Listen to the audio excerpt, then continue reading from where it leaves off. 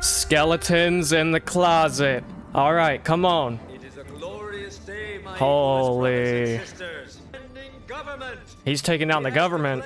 Bending illegal. Bending illegal. Wow. He has the avatar Oh, on nah. the run. Nah, bro. I was saying this last episode. They better not touch that damn statue of Aang. And arguably, this is worse than them destroying it.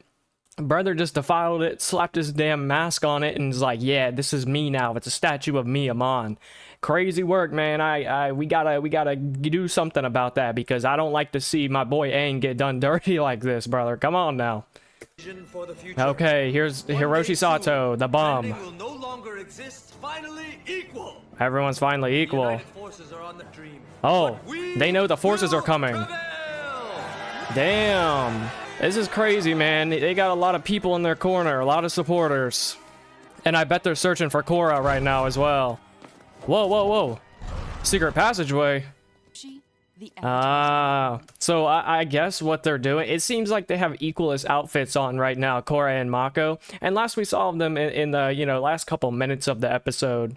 The last episode, right? They were hiding away. And I guess the most logical thing to do is instead of hiding and trying just to, stay low, they actually took the approach of blending in with the equalists, right? Because we see the outfits here, and it looks like they're underground, so they're using the tunnel system. I think that's a really smart play to make, for sure. It's really like the only play, to be honest with you. I think it's cool because they're kind of doing what the equalists have been doing, blending in and staying low and, waiting for their opportunity to strike.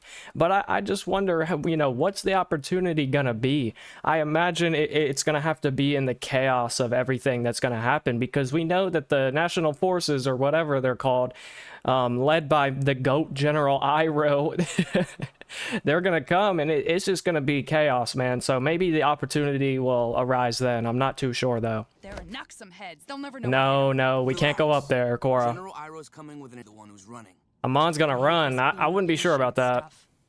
She hates this being patient stuff. This is part of her training again, brother. Reconnaissance. Yeah, they weren't being romantic. Asami, take it easy. Oh. Hope you worked up an appetite. Few days. Honored to oblige. Yeah, shout out to this guy. Associates and I heartily oppose Amon's policies. Interesting. We got benders and non-benders living together down. No, siree. That's right. Figured out how to harmoniously This is like a true form of equality. This is the best. Like it's just both the like the equalists, they want equality, right? But really they're anti-bender. Of course, we know this. I'm not going to keep saying it over and over again, but I think this is an interesting little scenario where right now underground it's both benders and non-benders hiding and taking shelter and just waiting for the chaos to stop. And this is what true like harmony looks like, right? I just think it's cool. Yeah. dumpsters the city Oh. has to offer. Oh, the dumpsters. Ugh. She actually turned green. Holy. Pabu, eat it up, buddy. He's not gonna like it either. Okay, I guess he does like it. Can't sleep either. Okay, Mako. Full pit in my stomach. A pit in her stomach, yeah. Understandable. So crazy. Well, practicing for my firebending test. Okay, few months ago, right. So, it's actually been a few months. Okay, and that was something that I've been thinking about, right? Is how much time has passed. And it's confirmed here that it's been at least, a month or two since Korra arrived in Republic City. So that definitely puts some things into perspective, I think. Okay, very cool. I can't imagine my life without you. Okay, why has he got to flirt with her? The most loyal person I've ever known. Bro, okay, yeah, cool. Pretty incredible too. Yeah, glaze each other real You quick. already Jeez, man, come on now. We gotta stop this love triangle stuff. try to get Good night. All right, good night. Get some rest. good night. We got a lot of stuff ahead of us here. At least we got Naga as a little fluffy pillow. Okay, I guess Amon's hiding out on the temple right now, right? Who is this? You will now be cleansed. Cleansed of your impurity. Okay, here's another victim, man. Okay, who's next, brother? Oh my god, he's got so many people. It's actually nuts, man. Okay, The coast is clear. they got a good shot of the island. Where are they going? What's even the plan here? Okay, it's foggy as hell, man. United forces arrive. We need can. Okay. Here. They're here already. Whoa, whoa, whoa. Oh, wow. Okay, they got here quick, man. Holy. General Iroh, he wastes no time. Yeah, let me see him. Mom Yeah. had to know we were coming. Yeah. So why aren't we meeting any? Oh, they're not meeting Wait a resistance. second. It's a trap. Where are the Equalist airships? Oh, whoa, whoa, whoa. See, Amon already knows that they're coming, bro. The tanks either. Oh my god, it's too quiet. Way too quiet. This is dangerous. Something bad's gonna happen, bro. I could just feel it in my bones. They're underwater. Oh, they got mines. Something's not right. Oh my god. Bro. How do we... what do we do? The whole damn ocean's filled up with the bombs. What? Oh, Korra's going in. Okay. Yeah, she's got to do something here. Wait, what's going on? What is that sound? What's that sound? Is that an airship? Whoa, whoa, whoa, whoa, whoa. What's happening? Whoa, whoa, whoa, whoa, whoa. They got helicopters? Airplanes? Oh my god, brother. Of course. Yep, and of course, man, Sato invented it.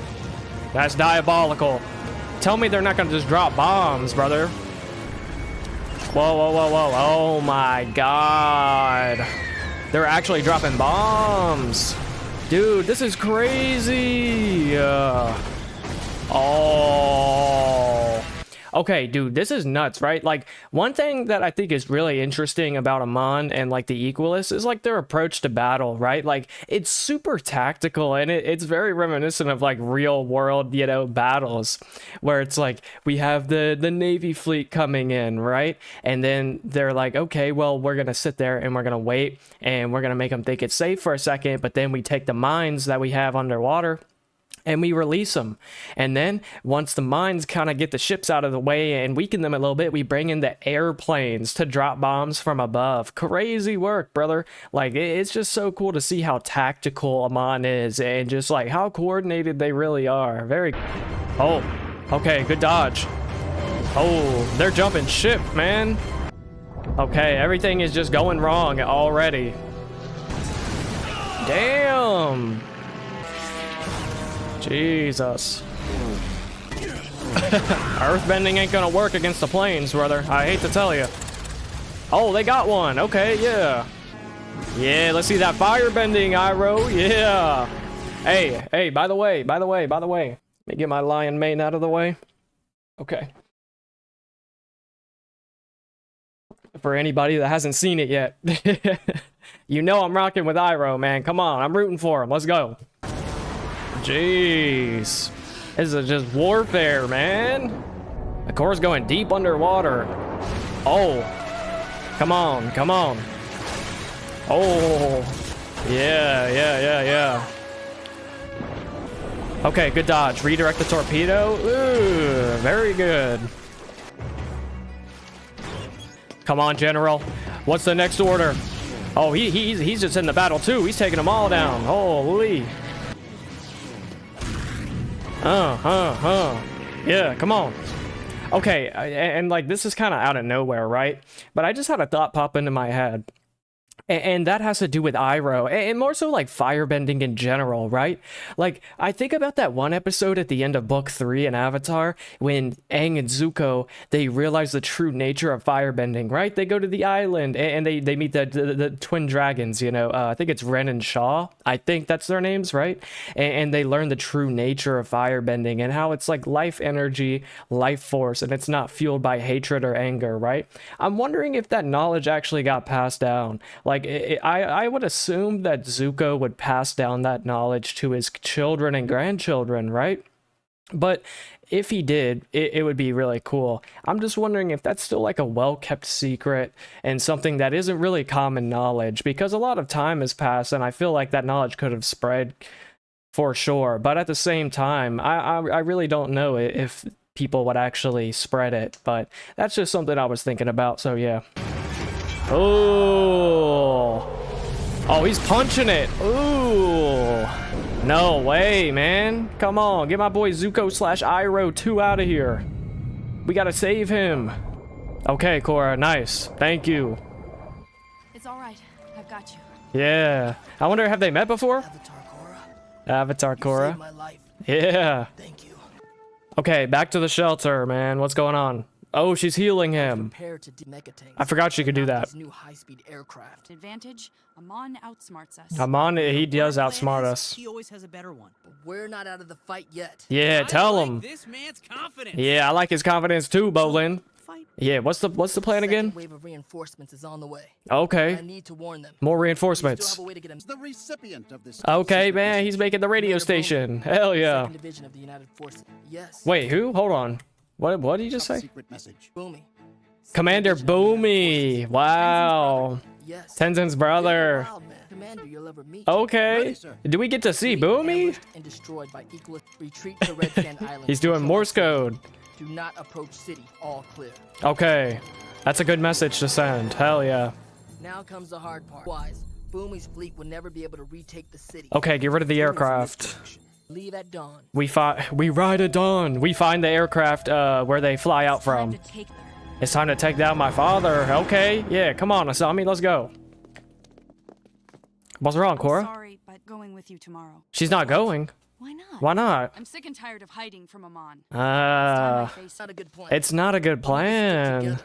I'm not waiting for him to hunt me down. Telling me it's time to end this. Okay, On my terms. I get it. Korra, you should be handling alone. They're both right.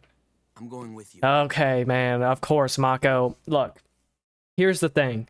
I agree with Iroh here. Like, it's not necessarily the greatest idea to kind of go by yourself and challenge Amon, right? Because she's heavily outnumbered, and Amon is very prepared for her. He knows that Korra is very headstrong and confident, right?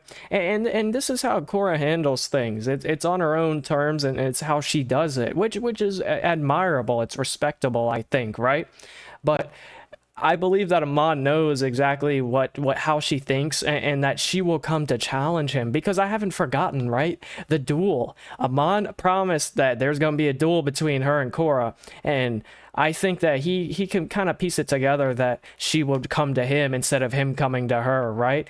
And I don't know what the hell this guy Mako is gonna do, man. Like, he is just doing way too much, man. Like, he needs to be with Asami. This is a very important moment for Asami too. You know, she's fighting against her father, and this is the opportunity to take him down, right? He needs to be there for her, but obviously he just wants to simp a little bit for Korra. So I don't know, man. Like, I understand why Korra wants to go through with this, but I don't know if it's gonna go very well. But hey, I'm strapped in for the ride. Let's go, man. Poor Asami, come on. My grandfather, the Avatar's instinct. My grandfather, So Zuko. will I.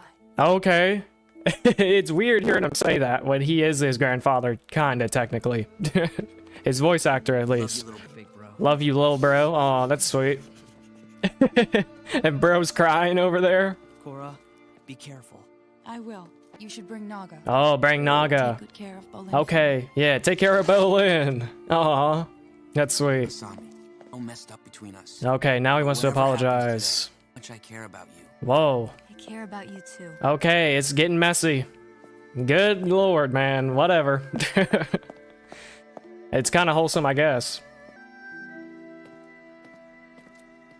Good fortune and success to you, valiant heroes. Valiant heroes. Thank you. Oh, wow. Part in the sea, sorta. Damn, okay. So they're going straight to the temple then, huh? Okay, yeah, wow. They're really infiltrating here. Very smart. I like it. We need to get into the temple. We ambush him. We ambush him when he returns. Oof. I'm scared, man. I'm scared. What are you two? Oh. Uh-oh. It's the lieutenant. We were just transferred. For it again. Oh, we're getting One transferred. wants extra security net today.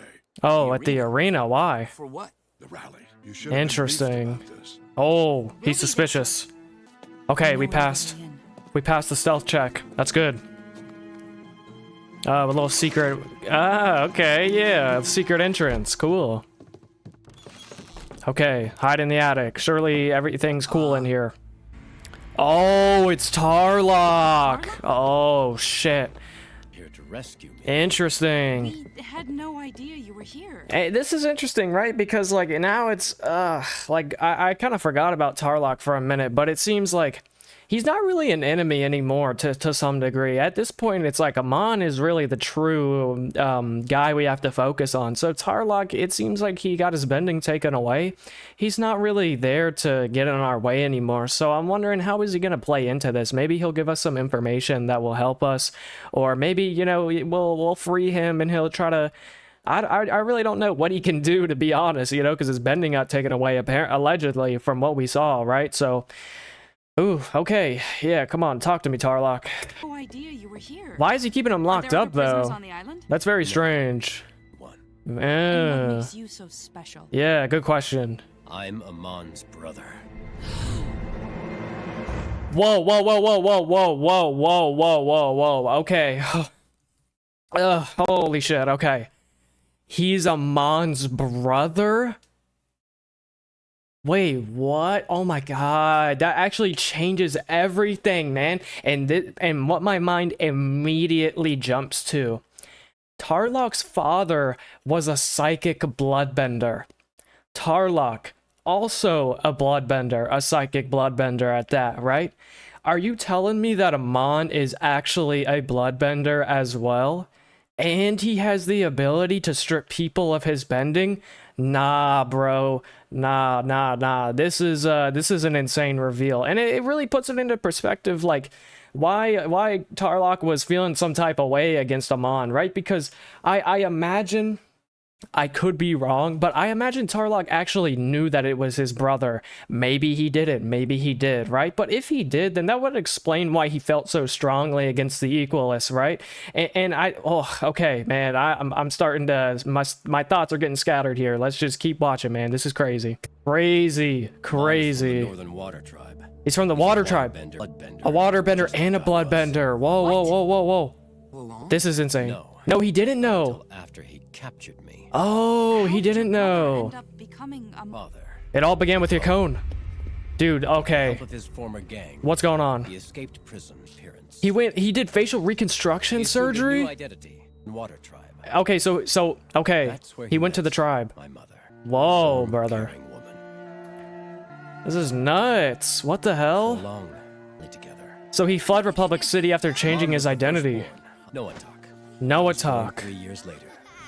Kid. Okay. Always looking out for me. So that's him. That's Amon, or Noah talk. Years. Waterbenders. Okay. At first Right. we were excited by our new abilities. Different side of my father. Oh, In the cold all night until you get it right. damn. Why is he gotta be so hard on him? You're sloppy. Jeez. He'll get it. He just needs time. Yeah, what the Don't hell? talk back to me, son. Nah, this guy's crazy. Even back then, talk on a hunting trip. And their mother got killed. Home. Yeah. He told us his was Yukon. Wow, he told His them. most notorious crime boss. Jeez. Once a blood. Bloodbending. He's gonna teach it to them. Powerful and feared from the world. Yeah, Loki, he's right. Declared illegal thanks to that Katara.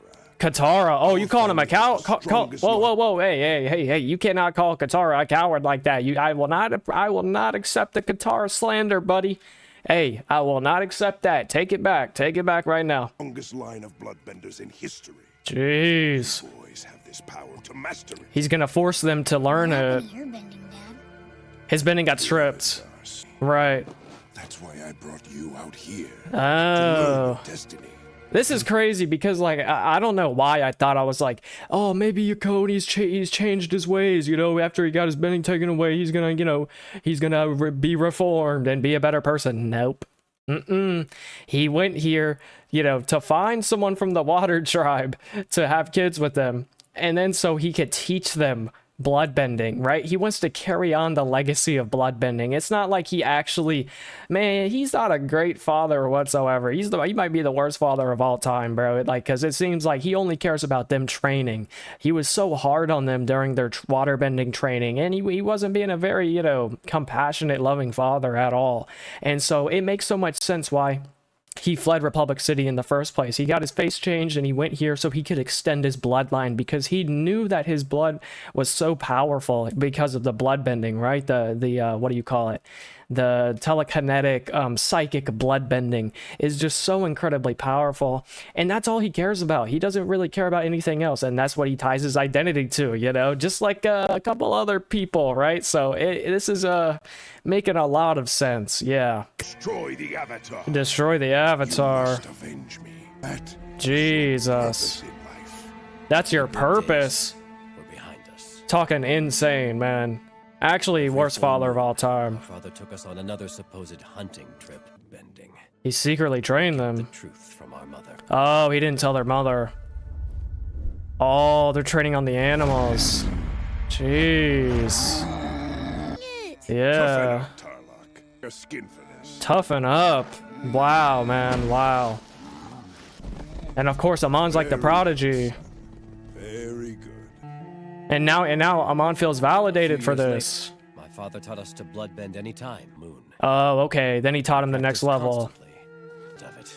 Wow. Hated every minute of it. It's so inhumane. It's so cruel what he's doing. And he's forcing his children to I do had no that. stomach for manipulating help. Seemed to revel in his newfound power. Ah. He was a prodigy. Oh, nah. Mastering my father's psychic bloodbending to 14. By the time he was 14, he's stronger than Yakone at this point. Wow, wow, wow, whoa, man. This is crazy.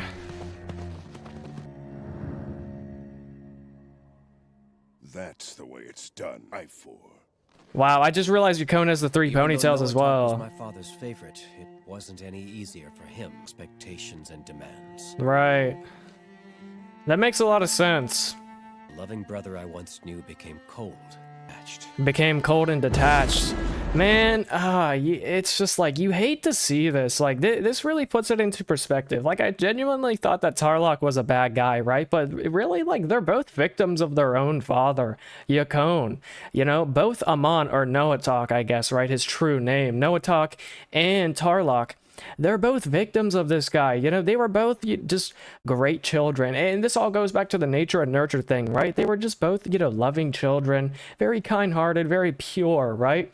But then we see two children get exposed to this ability that is very nefarious and kind of cruel in some ways, right? Definitely. And so we get to see a little dichotomy between the two brothers and how it affected them, right? And we see Tarlok. He's not as good at bloodbending, and it's primarily because of the fact that he doesn't think that it's right, because they're trying it on animals, right? They are hurting the animals to some degree. It's just very unnatural, very inhumane, and Tarlok has a very good heart, and that kind of, as a result, made him the less favored child. And so his father, Yakone, was a lot more cold-hearted towards him, right? And then on the other hand, we have Noatok here, or Amon. And he also kind of doesn't really like it, but I think as time went on, he got exposed to this, you know, nefarious power. He knows that it's wrong, but he's a prodigy, right? He's very proficient in what he does, and he learned psychic bloodbending at the young age of 14, which is absolutely insane. And as a result of him being so talented, right, the ability to learn this, he becomes, I guess he really likes that validation from his father, right? It reminds me of Zuko in some ways, where it seems like Amon, I'm just going to call him Amon for the sake of simplicity, okay? It seems like Amon, you know, he really wanted his father's approval, and like the tiny morsel that his father, of love that his father showed to him, right? You know, it kind of made him feel validated. So he's like, okay, well, now I have to do this, right? My father sees me as the prodigy, and I kind of want to maybe spare my brother a little bit from all this inhumane stuff. And as a result of him, you know, doing all this stuff, he becomes jaded, and he becomes a little detached and a lot colder, right? And so I just think this episode has been super brilliant so far, showing kind of like recontextualizing who I thought was one of those like minor antagonists or pretty big antagonists of the season, being Tarlok, right? He was really the kind-hearted brother, you know, compared to Amon. But really, you can't blame any of them. You cannot blame Amon for turning out this way. It all comes down to the nurture and how he was exposed to, I'm gonna say, abusive ass father, right? That guy should have never had children, and it's a shame that he went through all that effort to leave Republic City and he got away with all of his crimes, right? He had these children, and it's not a bad thing that he had children in general, but like it's bad how he treated them, and how he just kind of saw them as objects and conduit for his power to be, you know, passed down. Each other. He made them bloodbend each other. Oh my god. Absolutely evil. Evil, man. Good god. What is he doing? Stop. What? You know that hurt him. Torture. No, he's not gonna do it. He's gonna refuse. Bloodbend your brother, Tarlok. Good god. I don't want to do that to anyone. Bloodbend again. Yeah. You're a disgrace. Unless you Whoa, do hey, it hey, upon hey, me. hey, stop, stop, stop. From him. Oh, Bloodbend me. no Do way. about it. One. You're the weak one. The most powerful thing in the world. Oh my But god. it isn't. It isn't. Avatar is. The Avatar is the most powerful thing in the world. Wiffle than that. Whoa, whoa, whoa, whoa. Made you what you are. He made you what you are. You're mine. Whoa, whoa, We're your whoa. son. He's talking crazy. Not your tool. Yeah, tell him, tell Let's him. go. We can run away from him. Yeah, leave him here. Forever. Leave him here to get killed, man. What if just leave her? Get rid of this guy. Right about you, a weakling. Whoa, whoa, you are a weakling. Hey, hey, come on now, come on. They need each other. No, it's off. Leave. And he runs away by himself. This is actually My father crazy. and I searched for days. We thought he perished in that storm. They thought he died. My mother was never the same. Loss of my brother. Wow. Stopped training me. This is so tragic. Notok gone, his hopes for revenge withered a few years later. He passed away. Hey, honestly, good, man, good. Yakone was he was just diabolical. Absolutely evil. I am truly sorry for all that I did to you and my father. Wow. His ghost still shaped me. Of revenge. Yep. Just like he wanted He me. turned out just like his father So did. my brother. But now he's waking up at The least. revolution on a lie. But I Yeah. think Amon truly believes all evil in the world. Wow. How did you figure out Amon is your brother? Took my Yeah, hand in. how did he figure it out? The sensation was somehow familiar. Oh, he could feel Later it. recognized it as mounting grip. Interesting. To take people's bending. Don't know how Oh. he does it. How does he do Then that? again, I've never encountered strong as Noatok. Yeah, that's world next can we beat level. We can't. We can't beat him Any alone. attack we throw at him his mind. Yeah. That's how he's been able to challenge any bender. Stay here, we're toast. We gotta come up with something new. There's another way to beat him. How? There's another way to beat This him. whole time ahead of us. Okay. Finally, we have the advantage. Okay, we got the We know info. the truth about him in front of all his supporters. Ah. we could take away power. Okay. Undermine this whole revolution. I guess, yeah. For your help. Yeah, thank you, Tarlok. Wow. Crazy. We can't just leave him here. We gotta free him. Amon can spoke with me. Okay, sure. Defeat him. And story. Yeah. 100%. We gotta end this. Oh, man. This one right here. This is one of the craziest plot twists, I think. It definitely in Korra, right? You know, it's only the first season, right? But my expectations were completely subverted. And it just really humanizes both of the characters, you know, both of the antagonists that we really thought were just evil and we couldn't redeem them, right? Both Tarlok and Amon.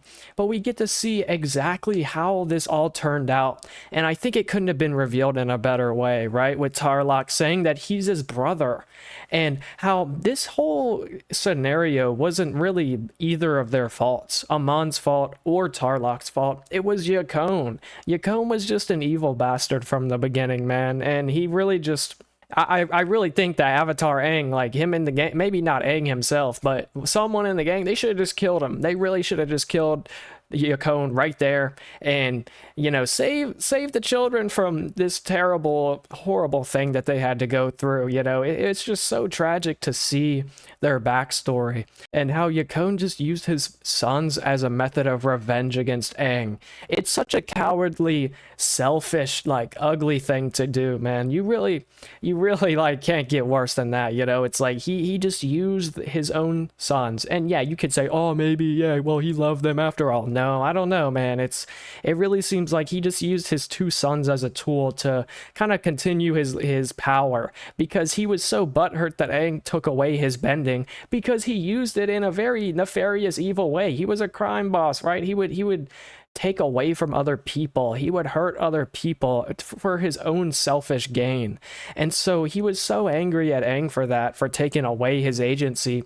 He decides to go, you know, to the water village and just extend his power, you know, through someone else. And it was just so heartbreaking to see the two brothers, you know, bloodbend each other. And that part was just hard to watch. And it was hard to watch because we see the two brothers, you know, we see Yukon take them on a hunting trip, right? The hunting trip. And he makes them use this power against animals. And you can tell from the animals and anyone that's being bloodbended, right, that it's painful. It does not feel okay. It's very uncomfortable and I would say painful for sure, right? Bloodbending is evil. Like, you cannot really do many good things with it, and especially when you're a psychic bloodbender. And I just think it was just so crazy to see how Tarlok resisted it, right? And even Amon resisted it to some degree. Noatak, right? He resisted it to some degree as well. They both knew it was wrong. But I think that having something like such an incredibly nefarious ability and just like terrible situation forced on you by your father at such a young age can do some very irreversible, significant damage to your psyche, right? So it's no wonder why Amon turned out this way. It makes perfect sense why he, you know, has this crazy prejudice against benders, right? Because it's really a prejudice against his own father, because his father was the result of his suffering and his misery and just all this bad stuff, right? And it was because his father, a bloodbender, wanted to, you know, bestow this power upon some young kids.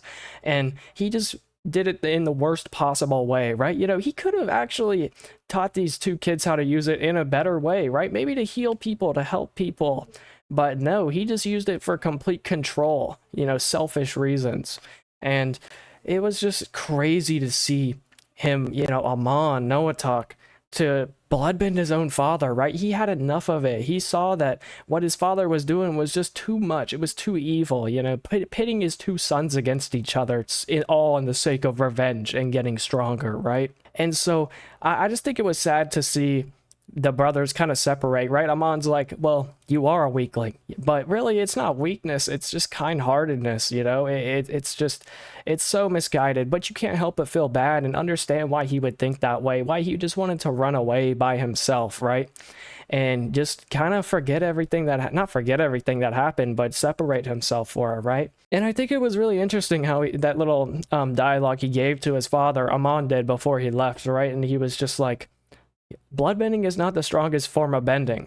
It's actually the Avatar. The Avatar is the strongest because they have the ability to take it away. Now that I'm thinking about it, I just think it's crazy how Amon, he uses bloodbending somehow to take away this ability to bend. Like, how is that even possible? From what I thought, it was just energy bending, you know, because that really is the ultimate ability, taking away someone's ability to bend. So he must be so incredibly proficient. He's had years and years and years from mastering it at the age of 14 to learn the true inner workings of this incredibly overpowered ability, to the point where he can actually remove people's ability to bend just by using bloodbending somehow. But it's really interesting and very ironic to some degree that he's a bender himself, right? Amon is a waterbender, he's a bloodbender, and I assume that that's his extent of his abilities, right? And it kind of recontextualizes everything, right? It makes the equalist kind of seem pointless to some degree, right? Because he's like, oh, I want to preach equality. I want non-benders to have an advantage and, you know, equal footing with the benders, right? But really, it's all just anti-bender ideology that is fueled by hatred from his own father. And it's just ironic that he's a bender himself. And of course, he doesn't tell anybody this. And I think that the plan that they have cooking up right now, that Korra has cooking up, is actually quite interesting. And I think it'll be very effective, right? Because you cannot beat this man in a 1v1. He will just redirect your movements with his mind. You can't even get close to this guy. And if you do get close, he'll just take away your bending ability. So I think it's crazy how the plan now is to kind of expose him to the Equalists and take away all the people that he's gotten in his corner, right? All of his supporters. Because without, all the people behind him, he's really just one person. He doesn't have agency anymore. And his whole plan will fall apart when the people that were supporting him because of the ideology he preached as a non-bender, gets exposed as it was all predicated on a lie, right? He is a bender and he's going after other benders. So I just think that's really crazy, man. And it's kind of a fitting way to tackle this this confrontation, right? Because if you can't beat him in a regular fight, then maybe you can take away his agency and kind of, unravel his plan, his supporters, and maybe, he'll take a hit to his psyche, which that'll be hard to watch, I feel like, because I can't help but feel bad for the guy at the end of the day, knowing this context that's been missing this entire time, right? But yeah, man, this episode was absolutely amazing.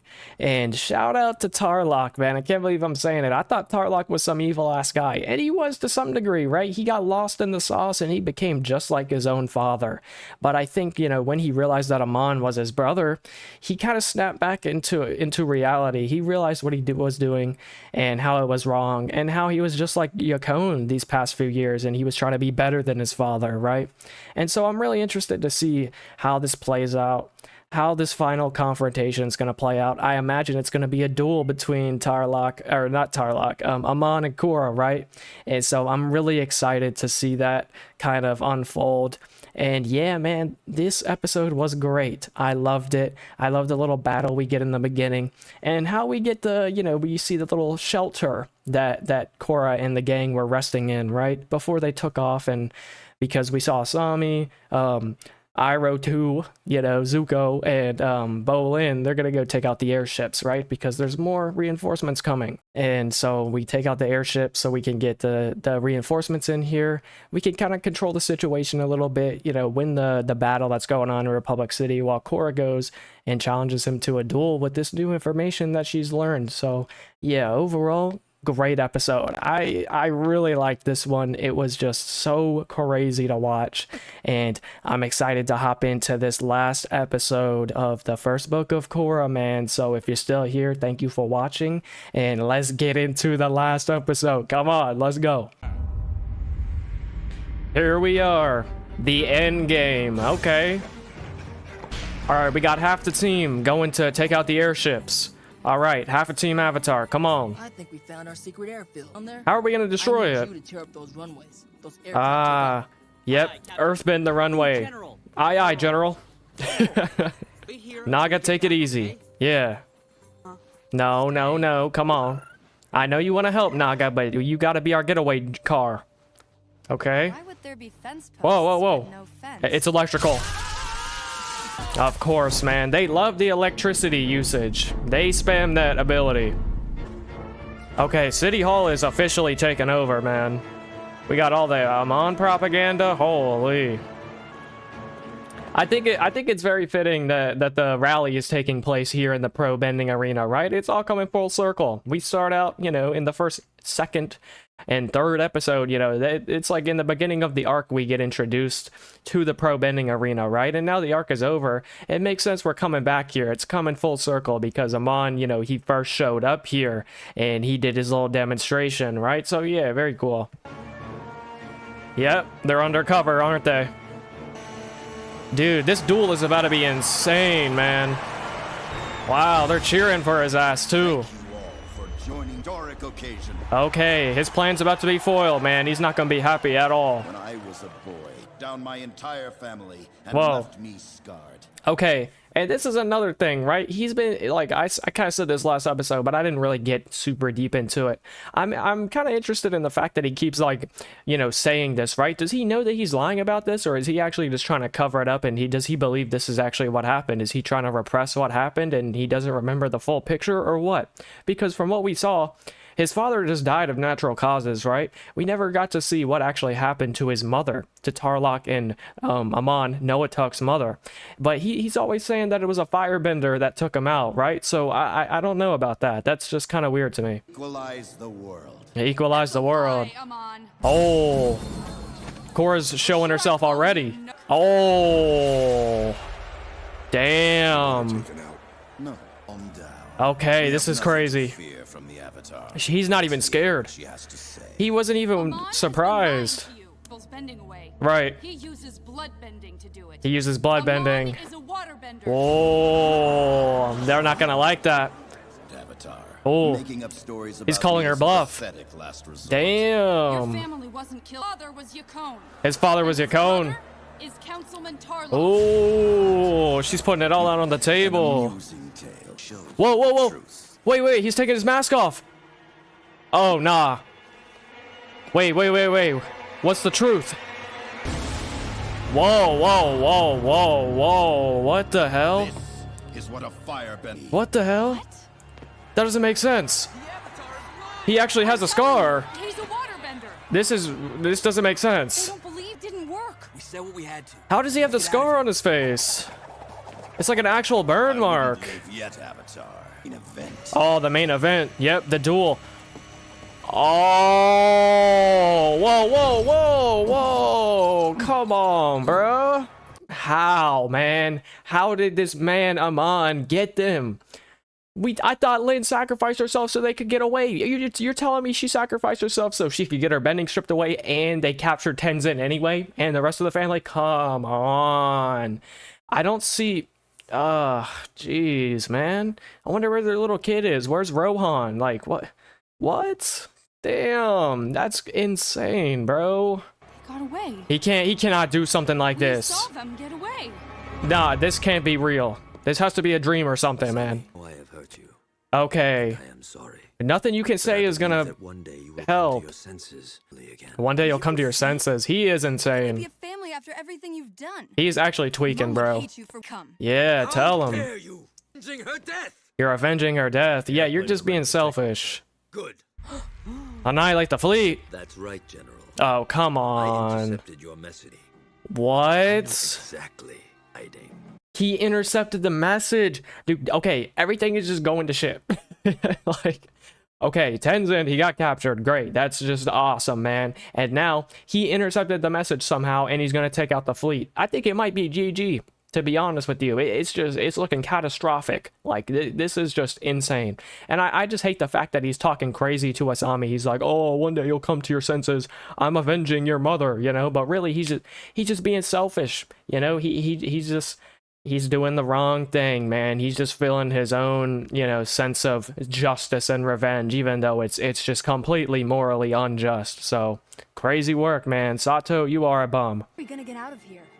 Zuko, come Suppose on. You know how to metal bend. Negative. He doesn't know how to metal bend. Okay, maybe you can learn, Bolin. Come on, we gotta do something here. Oh, okay, Naga. Yeah, Naga can do some metal bending. Yeah. We got Naga. Yeah. Okay, can we stop these airships in time, though? Oh, Asami's gonna get in one of the mechs, maybe. Yeah, use it to your advantage. Use your father's creation. Yeah. Atta girl. What do you know? Just use forklift. Yeah, okay, it's just like a car. Oh, damn. Okay, yeah, take over the plane. There's still a few more left, though. Does he know how to fly, this bad boy? Rid the world of airbending. No, you are not ridding them. And try to stop me. Yeah, you have to stop him. I don't get to save We gotta do something. Avatar needs to be reminded I possess. What? Not Milo, man. Come on. Oh, yeah. Come on, let's get it. Let's get busy. Let's get to work. We can't sit back anymore. Yeah, there we go. Where are Pema and the baby? Okay. Safe They're on? imprisoned. Okay, Tenzin's free. That's good. We might have a chance here. Wow. Oh, yeah. Brother got hit to zone 3. Tenzin, you gotta get out of here. Come on. We'll create a diversion. Yes. Let's go get your mother in the... Prison break! Oh. Oh, he's coming. Come on, just run away from homeboy. We can't take him on. Wow, he jumped through the flames, man. This guy is cracked. Dude, this is so tense. Oh my god. Can he smell her? What the hell? Korra is terrified. I would be shaking in my boots right now as well. Oh my god. Okay, nice. We passed the stealth check. Easy peasy. Oh shit. Come on, Mako. Let's go, let's go, let's go. He can bloodbend both of them at once. They cannot win. Whoa, whoa, whoa, whoa. Hey, hey, hey, hey, hey, hey. Stop. Do not do it. Come on, bro. We need someone. Whoa, whoa, whoa, whoa, whoa, whoa. No way. No, he did not just do that. He did not just strip her of her bending. It's impossible. What? Come on, bro. Okay, shit's getting crazy, man. I don't even know what we can do at this point. General Iroh, yeah. Mayday! Oh, they got the bola on the airplane too, of course, man. Oh, he's jumping ship. Damn! We don't have a parachute. This ain't looking good, brother. But he can fly with this firebending, I forgot. Dude, this man Iroh is a one-man army. He's just taking all the planes out. That's my goat right there. Uh-oh, the bomb. Ugh. Okay, we can still fly, though. Uh-oh. This might be a direct hit. Ooh. Man. Oh, nah. Not the statue of Aang, bro. Tell me it's okay. Okay, yeah, we got the mask off. Hey, this thing's built to last. Thanks for looking out for me, Aang. Oh, that's crazy, man. Come on, Bolin. Yeah, yeah, yeah. Ooh, Naga, yeah. Let's go. Very close call. Yeah, shout out to Naga, man. Actually pulling their weight times 100. Yeah. What do you think you're doing? This is cool, man. It's like, we gotta... I like this. I like this. It's like Asami, you know, she's getting her time to shine as well. I really hope we get to see that. And it's just very fitting, right? It's against her father. There's a showdown in the mechs, right? We're getting a little mech showdown. Very cool. Very cool. Nah, he's just tweaking. For mom anymore. Full of hatred. He's too full of hatred. He's too far gone. Oh, yeah, okay. Tell her how you feel, you bum. Come on. You can't pilot like Asami can. Oh, shit, okay. I'm eating my words. Hey, hey, hey, hey. What are you doing? Yo. I now see there is no chance. Whoa, what are you talking about, brother? Yeah, come on, Bolin. That's my goat. Yeah, worst father. Him and Yakone, worst fathers ever, man. Dang. Yeah, not so powerful now, are ya? What is she gonna do, though? She's not gonna kill him or anything. Oh. Yeah, run away. Really, oh father. Yeah, he's a coward. Oh. Damn, yeah, how you like that? Your own medicine, your own invention. It's bittersweet, but you love to see it. Finally, Okay, bro. powerless. There has to be a way for her to undo it. Bro. Come on. Whoa. Everything the Avatar said The is lieutenant. true, isn't it? I Whoa. just saw her. Yeah. You can't lie now. You can't talk your way out of this. Damn. You traitor. It be your own dedicated my people. life to you. Yeah. Okay, bro. This guy has been a menace the entire season so far, you know, with the electric batons, this lieutenant, right? And you love to see how it's just like now, you know, he's turning against a mom because Amon was lying to him. Everything that he stood for was all predicated on a lie. He was deceiving everyone. And now hey man, I did not expect the lieutenant over here to switch sides, but it's welcome. It's very welcome in this scenario, so hey, I'll take it. You can't get close to this guy. I don't know what you were thinking, buddy. I respect the attempt, though. Maybe he can buy us some time. Whoa, whoa, whoa, whoa. Jeez. He just thought of him as a pawn, pretty much. Whoa, whoa, whoa, whoa. Oh, okay. That was a critical hit. Hey, shout out to Mako, man. I'm low-key glad he's here. Damn, okay. Mr. Tough Guy, Mr. Cool Guy saving Korra. Everything will be all right. Her bending's gone. Oh, yeah, you can't run from this guy. Jesus. Impressed. Oh. Has ever got me like that. Oh, yeah. The bending of someone so talented. Jesus. He's not gonna take Mako's bending. Brother. Oh, whoa, whoa, whoa. The air bending. I airbend? She can airbend now. I can airbend! Yeah, yeah, it's about time. Let's go. Yeah, you didn't expect this. Okay, but here's the thing, right? It's okay. This is crazy because I assumed that if Amon would take bending away, you just can't bend at all. But it seems like Korra kind of found some kind of loophole in this situation, and maybe it has to do with the fact that she literally just unlocked the ability to airbend, and he took away her ability to firebend, to earthbend, to waterbend, but not her ability to airbend because she didn't really possess it. But I guess in this exact moment, she just unlocked her power up, right? And she just learned how to airbend. So maybe he didn't take that away because he didn't know that she was capable of doing it. I don't know. Maybe it was like a short-sighted error from Amon, but maybe not. I'm not too sure what's gonna happen, but this is crazy, man. Yeah. Okay, but he's got her in the hold again. No, don't! Oh. Whoa, whoa, whoa. He just got sent flying. I mean, he's still alive, surely. His mask is gone. Yep, his true self has been revealed. Okay, we got people supporting the Avatar again. But this guy's a waterbender, brother. Damn. Whoa, it was... Oh, it was fake. Are you telling me he used his own blood or something to create this fake scar so he could sell the idea that the firebender killed his family?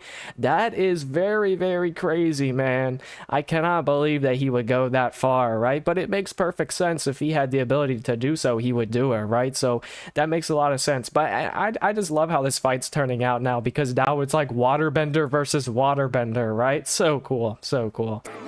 Yeah. The scar's fake. Yep, he's getting exposed, man. It's falling apart. It's over. What's he gonna do? Try to run away? Wow. He is fast as hell, man. Okay, and they gotta embrace each other. I mean, sure, I guess. They saved each other. Whatever. Whoa. Oh, he's going to Tarlock. Oh, nah. Brother, it's over. I'm sorry for what I had to do to you. Wait, what? Fate caused us to collide. Yeah. I should have left with you when we were boys. Damn. For me now. Damn, he wants him to leave with him. Chance together. I don't know. In the world. Jeez. I feel like he might do it. Lynn. I believe Amon got you too. At least you unlocked your airbending. Yeah. Well, I mean, yeah. Not the time. Right. I'll just stand over here. All right. Thank you, Bolin. Silence. Yeah. Okay, now the big boys are here. The reinforcements, I guess, right? But Amon got away. Amon did get away. He's here. Uncle Boomy. Yeah. Great, ain't my brother? Yeah, okay. It's crazy we're seeing him. Honestly, he's as I expected he would be. Wow, they left together. The two of us together again. Wow. There's nothing we can't do. No attack. No attack. I'd almost forgotten their own name. He's not a mon anymore. Yo, what are you... Come on, what are you doing, brother? He's gonna electrocute him. He's not gonna put him down, is he? It will be good old days. Whoa, whoa, whoa, whoa, whoa! Yo!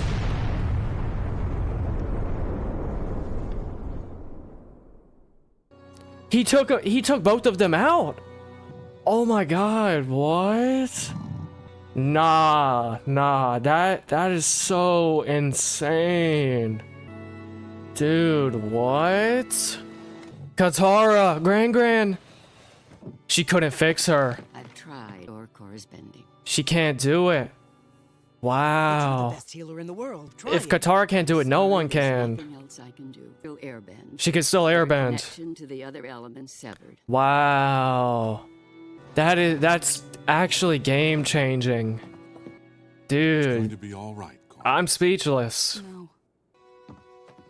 What is she doing? We just gotta give her space. We gotta give her time. Wow. Wait. Go away. Go away. Will. I'm here for you. Okay, sure, Mako. I mean, go away, city. Go back to Get the on city. with your life. What are Damn. you talking about? Anymore. You don't Hmm. need to do me any favors. Her sense of identity is gone. I don't care, Tar or not. But he cares for who she is, not because she's the Avatar. Tarlock took you. The thought of never seeing you again. I love you, Korra. Yeah, okay. But she can't she can't right now. This is too much for her. It's too overwhelming. She needs some time alone. Need to be patient with her. Yes. It will take time, what has happened. That's right, Tenzin. Wow, dude. Crazy.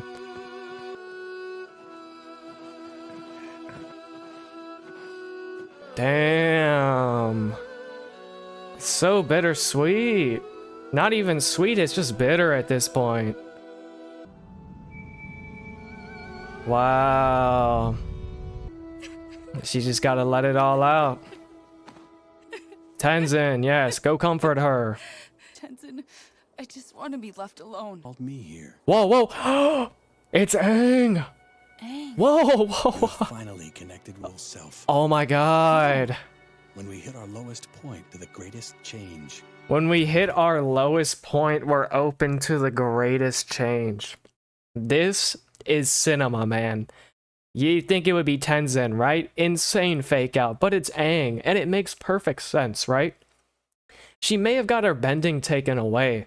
You know, for all the other elements, the connection has been severed, but she has made the connection between her and Aang, like, very powerful now, because Aang was the airbender, right? And as soon as she unlocked airbending, I feel like the connection has truly been established, and this is why she hasn't been able to actually communicate with Aang up until this point. It's only been through visions, right? And so he's been trying his best to communicate with her, and now he can finally show himself and truly communicate with her. And I feel like just because the other elements have been taken away doesn't mean that she, you know, it doesn't have the Avatar abilities, because this is the ability of the Avatar, to be able to commune with the other past reincarnations of herself. And this is just peak. Holy, okay, Aang, come on, talk to me. We need some crazy wisdom right now.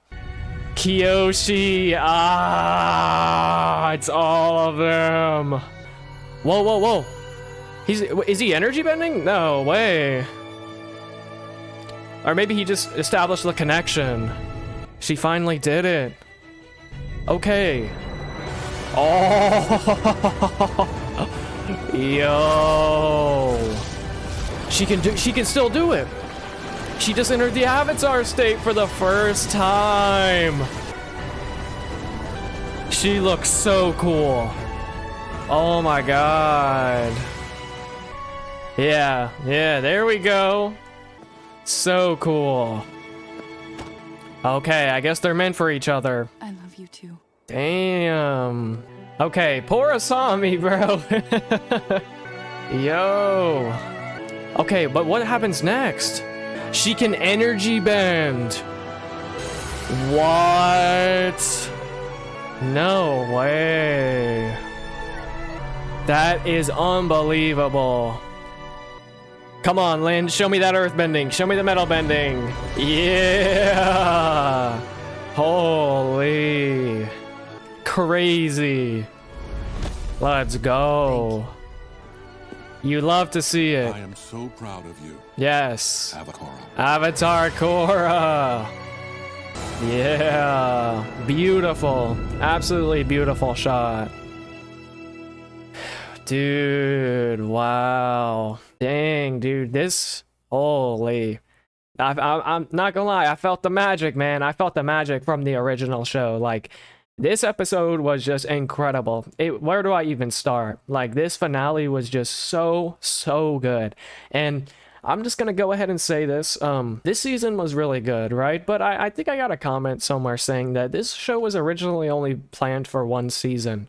And a lot of people, you know, I talk with my friends, and of course, you know, I'll say it again, my friends don't spoil anything with Korra, but, you know, my friends that have watched it, they tell me that season 2 is actually the weakest, and it's the worst one, right? And it makes me sad to hear that, because I think, like, from this point on, the story, you know, it could go in so many different directions, right? But on the other hand, I heard that season 3 and season 4 are just incredibly well done, right? But it makes me a little sad that the next season isn't as well liked by the fans, but I'm still going to watch it, and I'm going to go in with a positive mindset and an open mind, right? And if there are things that I don't like, I'll say it. I'm not going to just glaze the show and you know, not give my input. I'm completely open-minded, and I'm unbiased, and plenty of things that I will like, and maybe some things that I don't like, right? And this season so far, I think there was lots of good. I think it was overwhelmingly good, but there were some negatives as well. And it's very small, nitpicky stuff. If anything, it's just like the characters sometimes, you know, maybe Mako and the love triangle thing, you know, it kind of, that part is a little bit, not bad, but it's a little... not infuriating, but it could have been handled a little bit better, right? But I don't think it's, you know, I'm not the one writing this show, so I appreciate it, and there's no such thing as a perfect season, perfect show. Everything has its flaws, right? But I really do think this season was very good. There was very little flaws, and the flaws that are there, they can be overlooked, for sure. And I think maybe the biggest one could have been Asami's character, because I really enjoy Asami and I think she's great, but I think the writers just did her dirty, man. Like, this whole love triangle thing, I don't know why they would introduce Asami just for her to be kind of, you know, just put on the back burner by Mako, right? Because it's obvious that Korra and Mako, they love each other, I suppose, right? So that's cool and whatever, but I really do hope Asami gets more time to shine, and, you know, they do her justice, because she just went through so much, and I really do enjoy her as a character. But, you know, I think maybe they could have done a little bit more with her and gave her a little bit of a more feel-good ending, right? Because it really does seem like Mako and Korra, they just were really focused on them too, right? But, you know, that's just a nitpick. It's nothing major, right? But, man, I just gotta say this. Amon, or Noatak, and Tarlok, that arc was incredible. Like, I was not expecting something like that. The ending to the conclusion of their arc was so bittersweet. It wasn't even, like, you know, sweet at all, right? It was just terrible. It was terrible. It was, and not terrible as in, oh, it was a bad writing decision. I think it was great writing, and it was just very emotional and tragic, because, you know, we built up this entire season, like I was saying, with Amon and Tarlok being the main antagonists, and they seem irredeemable. But everything changed when we got the last episode, right, with their backstory, and it really humanized both of them and showed that they're victims of their father, of Yakone. And they could have turned out much differently, and you cannot help but feel bad for both Amon and Tarlok, especially Tarlok. I think I feel bad about Amon just as much as Tarlok as well, right? Because you kind of understand where he's coming from, but it's a little bit less with Amon because he knowingly manipulated everyone around him, right? And it was really demonstrated when we saw the scar that was fake, right? He even went to go and try to twist the events that happened to his own family to further his equalist ideology, right? And it was never about equality. Maybe it was about equality to some degree when he was a kid, right? But I think, you know, as he was exposed to that horrible treatment by his father, it turned into more hatred and revenge focused, right? He just hated his father for putting him through this terrible thing, you know, and pitting his brother against each other, and really not being treated as a son, but more as like a weapon, you know, a means to extend Yakone's agency, because he was just angry at Aang because he got caught lacking and Aang took his ability away, right? And I just think it was so crazy how this arc ended, you know. the brother, they both died. You know, there's no way that they survived that, right? It was just terrible to see. They were both crying, and it was just heart-wrenching, man. You can't help but feel bad for the two. And yeah, man, the boat scene, that was truly cinema. Like, I can't believe that they actually took it there. I was not expecting that. I was like, okay, maybe the two brothers will run away and they'll try to, you know, start fresh, but no. They're dead. They're most likely dead. They got caught in a fiery explosion, you know. There's no way someone's surviving something like that. And if you do, you're in the middle of the ocean, so there's nowhere for you to really go. Well, they're waterbenders, so maybe there's a sliver of chance that one of them survived or both of them survived. But I think it would be very fitting for the arc to end this way. You know, on a very tragic note, there was no real happy ending for the both of them because they both committed some sins, you know, some foul acts. And I think they finally realized that at the end, right? When Amon's mask came off and he called, you know, Tarlok called him Noatok by his true name. I feel like that was it. He really came out there and that was his true self, you know, for that last couple moments. And so even though they did all these evil deeds, I think that we got to see their true selves at the end, and it was heartbreaking, man. But I think it was such an incredibly well-written way to close off the arc. And it wasn't Korra really defeating him. I mean, yeah, she did defeat him, but in not so much a combat way, which I really appreciate, because Korra, you know, a lot of the way that she tackles her problems is by, you know, brute forcing it, right? You know, because she's a prodigy. She's very confident. She loves to dish out the ass whoopings. But what happens when you meet a villain who you can't really beat, you know, in hand-to-hand combat? Because we saw they struggled incredibly hard, and the only reason why she was able to get the upper hand is because she unlocked airbending, which was great. I'm glad that they waited till the very last moment for her to unlock airbending, and that was like her trump card in some way. And, you know, Amon didn't calculate for that. He didn't know that she would unlock that ability at that moment, but it was because she was in a dangerous spot, right? And it's just like Aang, where when Aang would get forced into a situation where people that he loved would be threatened, he would unlock his true potential, right? And he would really lock in for that moment. And that's exactly what Korra did. And so, yeah, she beat his ass, you know, really just pushed him out the window for that moment. But I think the way that she defeated him was very cool, because it was more so a dismantling of his ideology and exposing his lies and, you know, the trauma behind it, and how everyone in Republic City got to witness it. How, you know, Amon is a bender. He's a bloodbender. He's a waterbender. As a result of that, his whole thing crumbled. You know, no one's gonna back him anymore because he was misleading everyone. And I think it was a very fitting way to defeat not a protagonist, an antagonist. An antagonist that has an incredibly broken ability, man. That's something I really loved, was in how they kind of expanded upon bloodbending, right? And I loved it in the original show. There was only one episode dedicated to bloodbending, really, right? The Hama episode. That's one of my favorite episodes in the whole series. And I love how they expanded upon it. They took an already broken ass ability, incredibly overpowered, and they made it even more broken, right? With the psychic bloodbending. And I just really loved how they did that. And I'm hoping they kind of lean into some more, you know, very niche, very powerful forms of bending. But it really seems like this is very hard to top. Like, besides energy bending and being the Avatar, there is no one else that is as powerful as a psychic bloodbender. There is no way to defeat them close range, you know, even long range. And, you know, pair that with Amon and how smart he was, I think he made for an incredibly compelling antagonist. I think he's one of the best antagonists in the entire universe. Don't get me wrong, Avatar had some great antagonists, right? But there's so much nuance to Amon's character, and he's very human, and you don't get to see that until the very end, right? And I think that just makes it so much more powerful at the end to see how it ended, you know, how his character arc concluded, and why he did the things that he did, and, you know, why he took that approach to doing it in the first place, right? So, yeah, man, Amon, incredible character, definitely one of my favorite villains, I think, in the whole Avatar universe so far. And I don't know if he can be top, to be honest. I'm really hoping so, and I have faith that, you know, later on in the show there will be some more really compelling antagonists introduced. But I gotta give my credit, man, he's definitely up there with some of my favorite antagonists, like Azula. You know, I think she's my favorite antagonist. Ozai was cool, right? Ozai was a good antagonist, but he was just purely evil.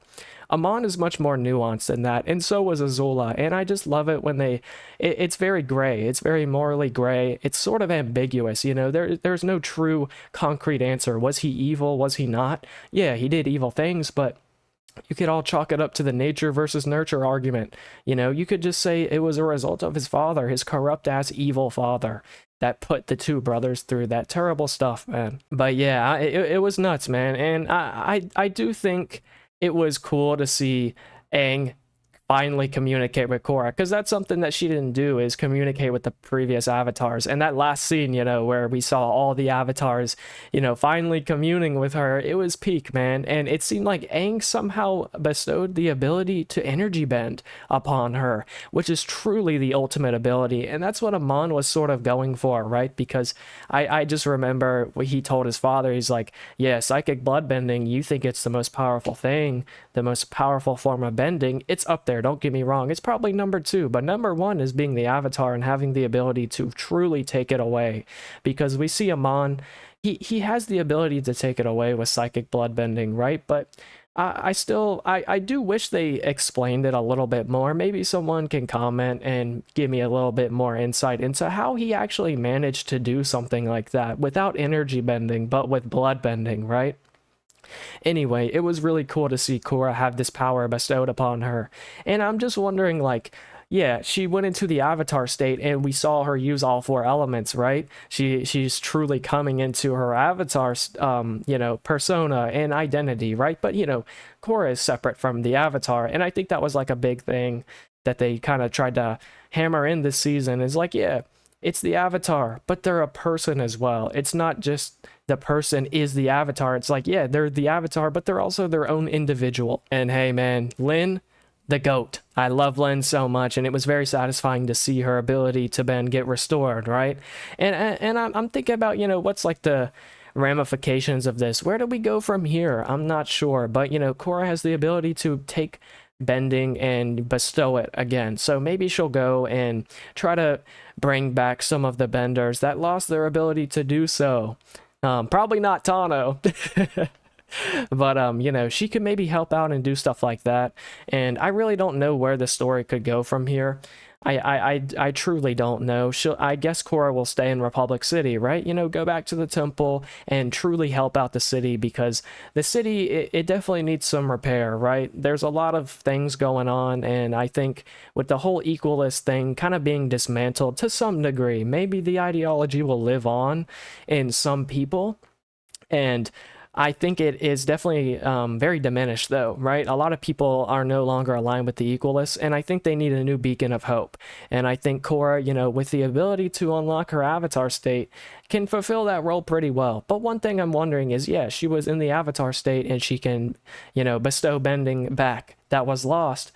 Is she able to bend now because of that? You know, has she gotten the connection restored? That's something that I guess I'm still wondering about, because yeah, we saw her in the avatar state and she can do all the crazy stuff, right? But is her connection still severed when she's not in the avatar state, right? So yeah, that's definitely a question that I have. Okay, well, now that I've yapped a little bit about that, I want to talk about the season as a whole, and let's just start with the characters, man. And let's just start with Korra.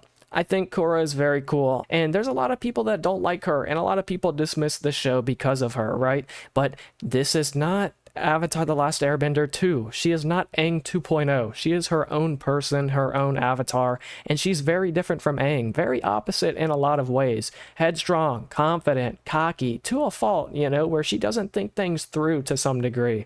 And I think it's fine, you know, it could be a little, rage-inducing sometimes, maybe, to see her just charge in head forward, but you can't help but respect that confidence and that ability to do so. And I just think it's great. I love the juxtaposition of how this show started compared to The Last Airbender, right, where Korra had all the elements already. She's a prodigy, but she really struggles with the mindset of the ideologies, and that's something that Aang kind of excelled in, right?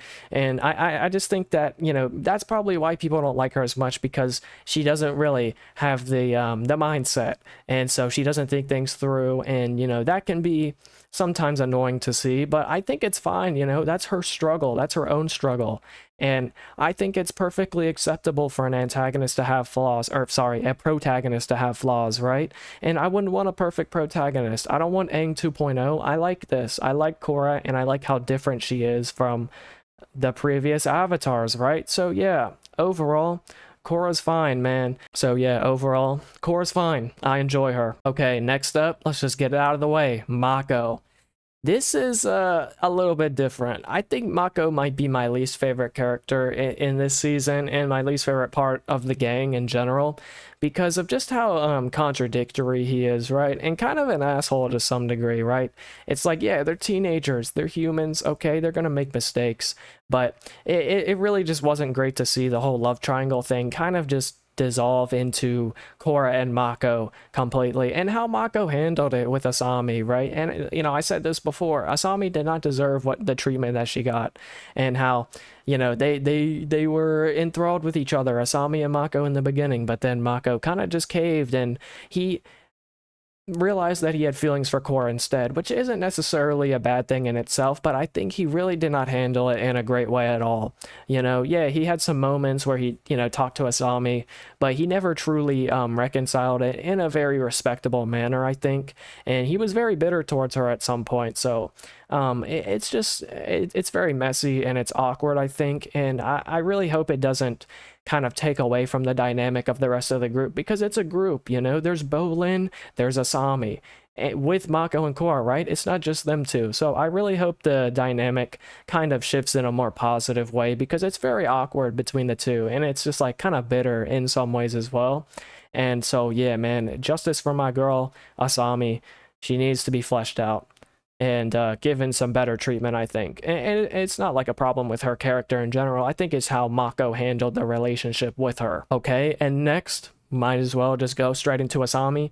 I've already talked about her. I think she's a great character. She's like the Sokka of the group in some ways, but very different, of course. The only reason why I say that is because she's a non-bender, and I think that's a very integral part, to the theme of the show and the group itself, right? Having the non-bender, so it's not just the benders, right? It ties into the equalist thing, they're equal. Asami can't bend, but she can definitely pull her own weight, and she helps the gang out, and I enjoy her character a lot. She's very beautiful, she's very confident, and she's got the skills to back it up. It was very cool to see her be the pilot of the group, the getaway driver, the all that stuff.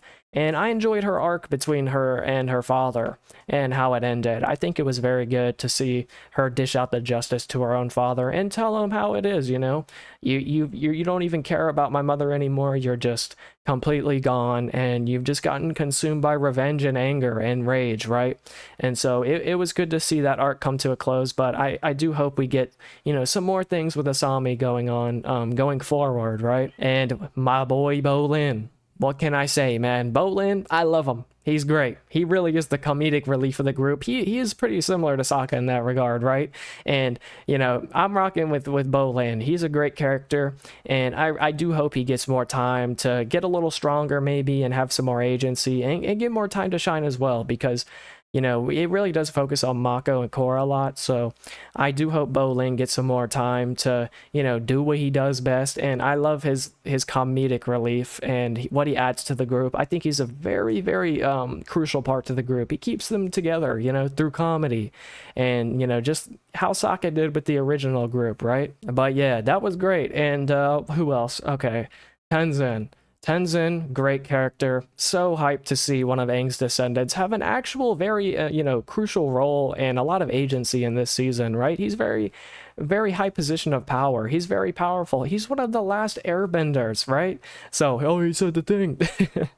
But it was cool to see him be a mentor and almost like a father figure in some ways towards Korra, and how in the beginning it was very rough, the relationship between him and Korra, because he didn't know how to handle it, right? He was very traditional in terms of his values and his style of teaching, but he quickly adapted to it, and he realized that Korra has her own way of learning, and she's different from Aang, right? And it was very wholesome to see them start bonding more and them caring about each other more. So Tenzin, the GOAT, man. I love Tenzin and his little family. So cool. I love to see it. I love how they, helped to defend the temple when the Equalists came to siege, right? All the children are very lovely and, very fun and stuff like that. So I think the kids and Tenzin's family was very cool, and I enjoyed them a lot for sure. And next, I just want to talk about Lynn a little bit.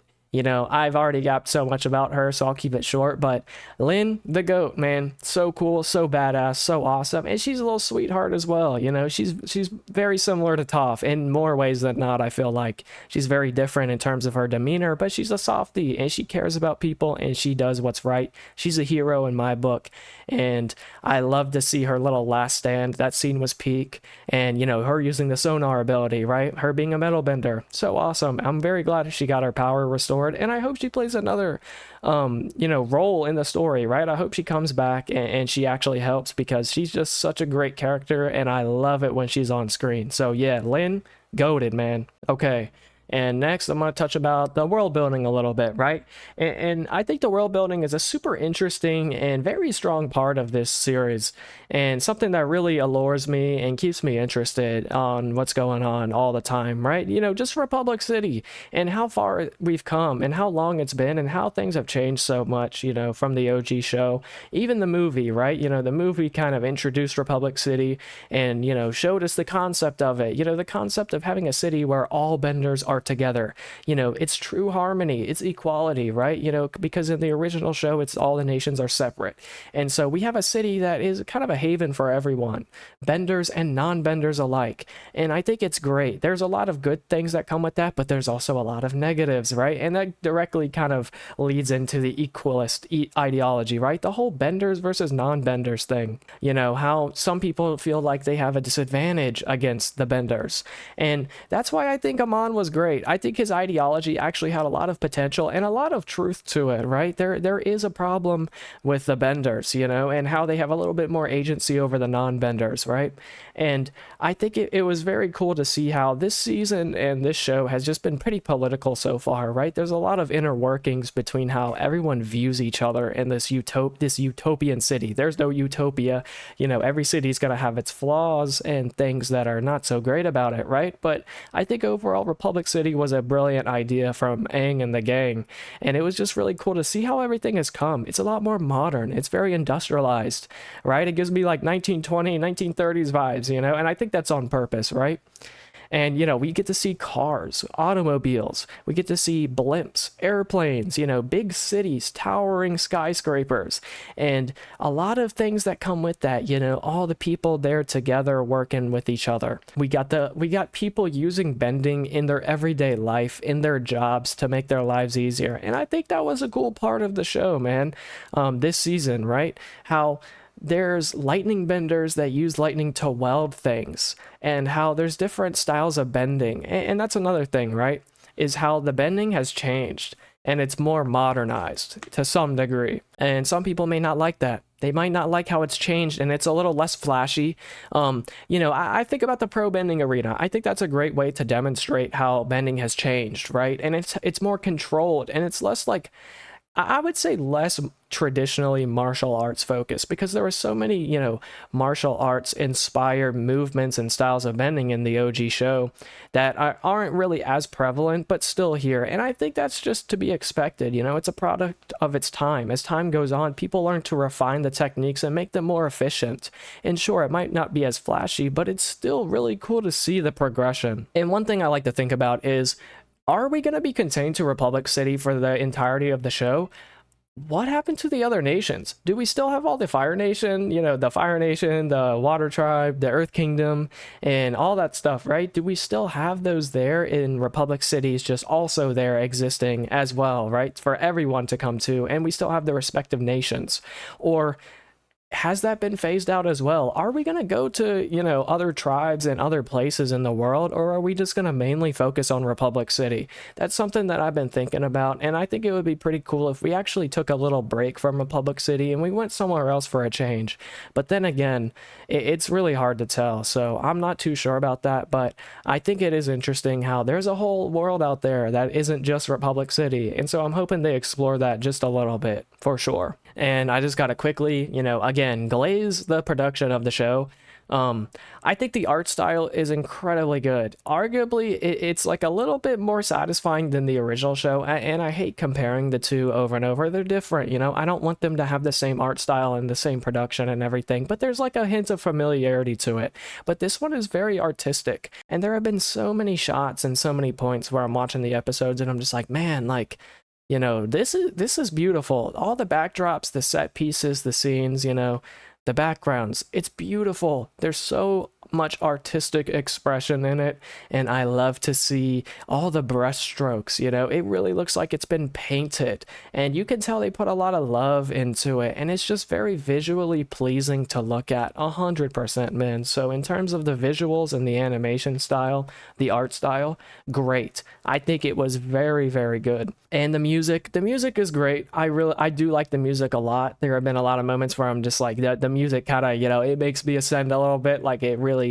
pushes the scene up a notch, right? Because you gotta have great music for a great show, and I think the music, it's like familiar to the OG show, right? But it's still different in its own way, and I truly do appreciate that. So the music, I think it was good. Not incredibly, blowing my socks off. I think the OG show had just so many incredible songs and soundtracks from it that it's a little hard for me to, just fanboy over it as much, but I still think it was great. I think the music was very well done. So yeah, music, good. But yeah, I'm not too sure if I have much else to say. I've covered the characters, I've covered the world building, the production of the show, the story, as well. I pretty much covered the story. I think the story was great. It was fine. It really hasn't too much time to truly blossom yet, I think, but I think the whole arc from the beginning to the end of this season was incredible. I think they tied it up very nicely, and yeah, overall, enjoyable watch, man.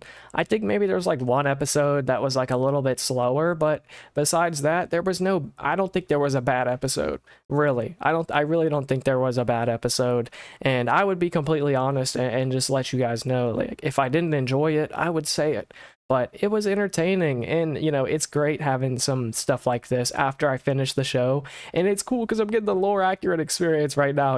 I went through the original show, then the movie, now I'm going through Korra, and hopefully, once I'm done with Korra, that'll be around the time that the new show comes out, right? Seven Haven. So I'm really excited to, see what this story has to offer and how it kind of changes things and how it leads into a new era of Avatar. But I'm getting ahead of myself. We still got 3 more books ahead, so yeah. Also, one more thing I just thought about is like the length of the books, right? And how it's a little bit different from Avatar: The Last Airbender. There's less episodes per season, but there's one more season. I think that's a very valid trade-off. And so I believe the episode count is a little bit lower maybe than the original show, but it's around the same length to maybe a bit shorter, right? But I think it's great.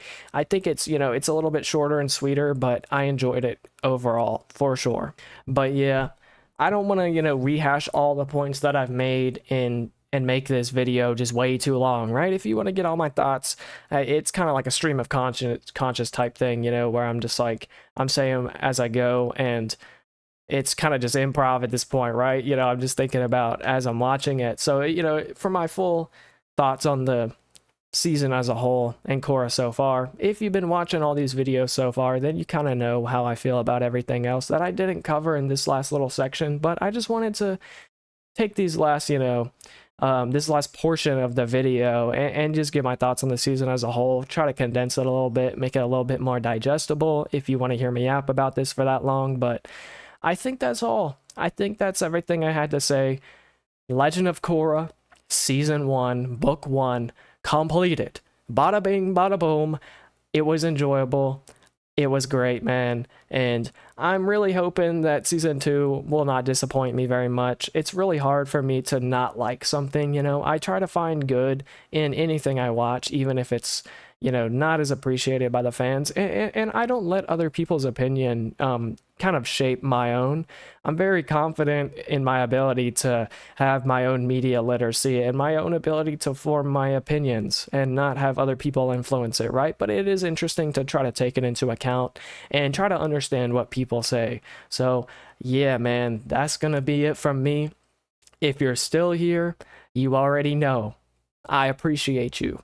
Sincerely, truly. And it's just been crazy how many people have been watching this. The first episode of Korra, like the one that I uploaded, but the first reaction to it, way more than I thought it would be, right? Like thousands and thousands and thousands of people watched it, and a lot of people really enjoyed it. So that was crazy, man. I really wasn't expecting it. So if you're watching it, if you're here, if you're liking, if you're commenting, any of that stuff, hyping the video, I really appreciate it. And it's just kind of mind-blowing how many people watched it. And I just love it. I love how many people interact with me in terms of, engaging with the show and giving me their own opinions, giving me your thoughts.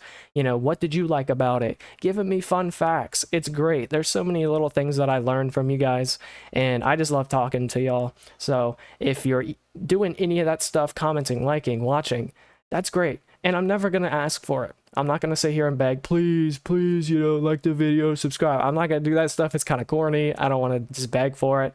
But again, I want to, let it be known that I do appreciate it. And I have gotten quite a few comments talking about a Patreon, right? And I'm in the works of it. There's still a lot of things that I got to, kind of figure out, and a lot of work that I got to do. But I would say in the near future, I think I will put out a Patreon for those who are interested, just like full reactions, uncut, early reactions, and maybe a little, like if there's a video that I'm not sure if I want to upload or not, then I'll put it on there, right? And it's just a good way to talk to me a little bit more. And, there will be some stuff like Discord and other stuff like that. So I'm definitely still trying to get it all figured out. But I think in the near future, it'll be done relatively soon. So that's going to be there. And I'm planning on trying to, up the production a little bit more. So if you want to get some early stuff or whatever, you just want to support me in general, that would be very much appreciated. But you don't have to, right? I try to edit these reactions in these videos so you get the full thing, right? It's mostly the entire episode and my full reaction to it, because I really don't like the idea of cutting a lot of the reaction out and, oh, well, if you don't want to miss out on it, you gotta subscribe to my Patreon. It's kind of, it's kind of shady. I don't really vibe with that too much. So yeah, I think I've yapped a lot. So that's gonna be it from me, and I will see you very soon for the next book of The Legend of Korra, man. Flameo, take care. Have a good one. Peace.